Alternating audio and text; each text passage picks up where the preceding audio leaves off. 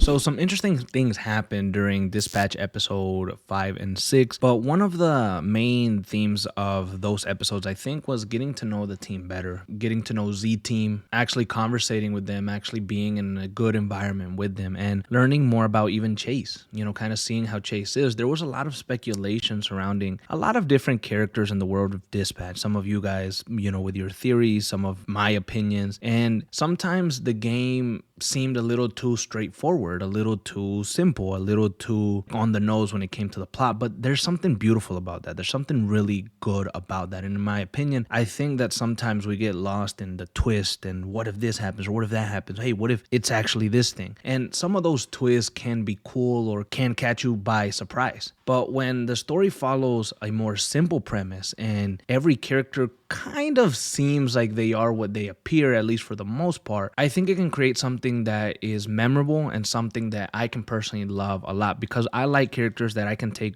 really at face value for most of the time. I like to know this guy's good, this guy's bad, this guy's my friend, and that's kind of how I like it. And so Chase was one of those characters that from the very moment you met him, there was a connection with Robert. Chase was this character who was kind of a grumpy old man, but he really wasn't an old man. He had just turned 40 years old. The problem is that he has this like super fast speed. He's kind of like a Flash character. And every time that he used his speed, he doubled in age or he rapidly accelerated his age. And so that was one of the drawbacks of his superpowers and one of the drawbacks of him using his powers. And so a lot of the conversation surrounding Chase was this character kind of lost it all. This character is a character who should still be a superhero, should still maybe be not in his prime, but still close to it. Still very good to still do many missions, save a lot of people, and still continue to enjoy his powers because he's still a young man for all intents and purposes. But he couldn't do that. And so Shroud, being this mysterious character that we don't know, this character that's covered up, this character that wants the astral pulse, this character that spared Robert Robertson III's life, this character who wants the astral pulse for something. There's a reason that he needs it. And so some of the speculation started coming that Chase was maybe Shroud. Chase was maybe the big bad guy because somebody at the SDN is working for Shroud. That's something that we think, that's something that a lot of us believe, and that could still very well be the case. I thought it could be Royd. Some of you guys thought it was maybe Blonde Blazer or Invisigal or maybe even Chase. So there's somebody working for Shroud, I think, at the SDN, maybe within Z Team, maybe within our friend circle. But Chase became one of those candidates that almost seemed like this could be the perfect one because he has something to gain, potentially. If he gets the Astral Pulse, maybe he can work around this age thing and get some of his years back and be able to use his powers again. And that close connection, almost fatherly son relationship that he shared with Robert Robertson III was a very emotional and crucial point that a lot of people thought you could take a lot from this. You could create this relationship and then tear it completely down. And Chase throughout these whole 6 episodes has been really fun. He's playing with beef, he's cracking jokes all the time, but he also has a very rough side. He has a very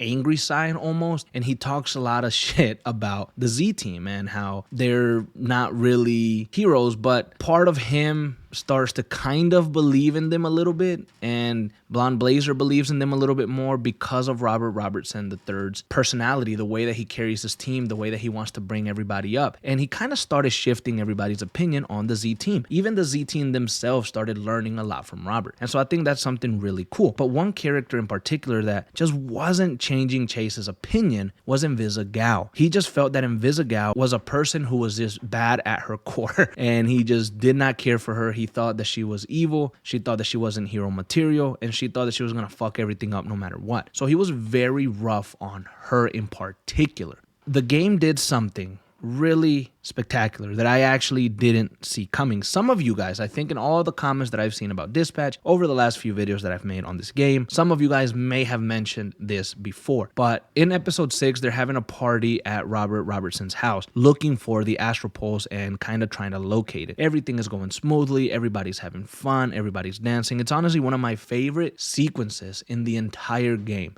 This sequence was phenomenal. I love seeing the whole team together. I love seeing Robert and Blonde Blazer dance. I love seeing everybody just vibing, right? And I thought that was so cool and such a special moment that I would love to revisit very soon. But in this party, there's an argument because Invisigal finds where the Astral Pulse is and she wants to use the Z Team and go get it before it's moved. But Blonde Blazer, Robert Robertson, depending on your choices, kind of agree that this should wait Chase agrees also, don't go yet. Let's plan and then have downtown and everybody else work together to go get the astral pulse with a good, valid plan. Invisigal didn't like that. This led to an argument with Chase, where Chase told her off completely in front of everybody, embarrassed her, told her that she was never going to be a hero, and Chase was very rough on her. This led to just a really bad energy that was around the house. Invisigal ended up punching Chase, and then she left. This led to Invisigal leaving on her own to go get the astral pulse, and then everybody else left. Robert ends up talking to Chase, and they share a very beautiful moment where Chase apologized. Chase said that he was drunk. Chase says that being a hero meant so much to him, and he was rough on Invisigal, but he didn't necessarily mean it, and he kind of opened up to Robert. It was this very beautiful moment. Well, Invisigal is over there trying to get the astral pulse. She eventually gets it, but Shroud intercepts it, and Shroud puts her in a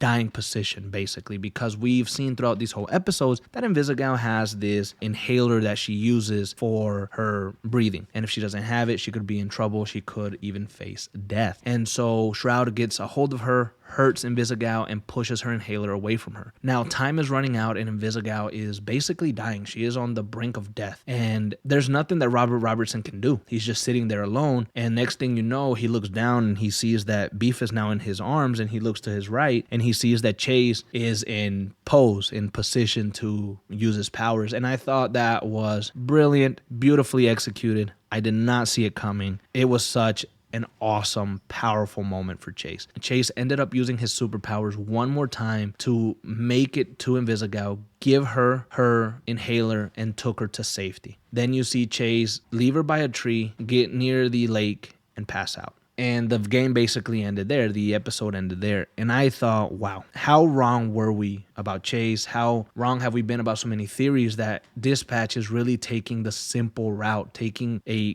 great story and just giving it to us almost at face value. And I love that so fucking much. I love that more than the twist, because I didn't want Chase to be Shroud. I didn't want Chase to betray us. This is a much better ending. This is a much better way, I think, for Chase to go out. He really turned his character around even more. He revealed who he truly was. He's a hero on the inside, and helping Invisigal, using his powers for her, meant a lot. And I'm glad that that's what happened. Now, I think the main question is, what's the fate of Chase after this? What happens? I personally assumed that Chase died. He sacrificed his life for that, and the next episode is going to deal with the consequences of Chase's death and what he did. But I actually think that there's a possibility that he might be alive. We only saw him passing out. We could assume that he passed out or he died, but I think he passed out, and I think that he might still be alive. He might be in like a coma. He might be in the hospital. There might be something there that he's just really like drained and kind of hurt because he used his powers one more time. So I don't know if he's really dead or alive yet. I'm hoping that he's still alive and we get to help him somehow. Maybe we can use the astral pulse later in the final 2 episodes and kind of help revert him back to a younger state or something, something magical, something cool. But if none of that happens and this really is the end for Chase, I thought it was a wonderful end. I thought it was a wonderful sacrifice, and it made me love and appreciate the character even more. It put the character up there for me, and I think Jeffrey Wright's portrayal of the character, the way that he voiced this character, was awesome. I've heard a lot of stuff on the internet that people say that the voice acting is terrible in this game, and I disagree like 1,000%. I think everybody's doing a wonderful job, and Jeffrey Wright's delivery as Chase in those final moments